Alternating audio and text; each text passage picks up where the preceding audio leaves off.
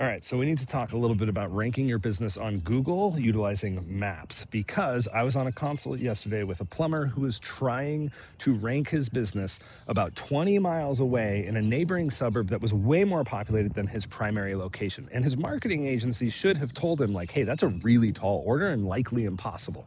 But they didn't. So I want to outline this for you so you can understand what the mistake was. So let's say his big city is here. He was 15, 20 miles away in a much smaller market that he had a pinned location for his Google business listing for. Now, what he was wanting to do was rank in a neighboring suburb down lower, closer to the city center, which is always going to have a lot more competition because there's a lot more population density. And so he also did not have reviews at the caliber that he could stand up to most of the companies in that market. So honestly, it was a bit of a fool's errand to try this given where he was at with his business. The only thing that I could think of that would help him is if he got a secondary location. But to be perfectly frank, given how many reviews he had and how much velocity he was getting out of his review flow and his existing customer base, he probably would have to split his review flow and it would take him forever at that secondary location to rank anyway. It'll help a little, but it wouldn't have the fire of ignition that he was looking for with the lead flow that he was wanting in order to grow his business.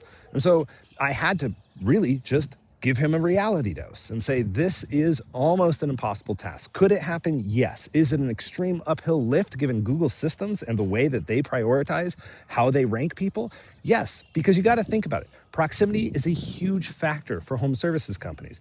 Google doesn't want a company from 20 miles away when they have a better option to rank for their customers, their users, one that is 5 miles away. And so if you don't give Google that strong of a signal because you're so far away, well, they're not going to put you there.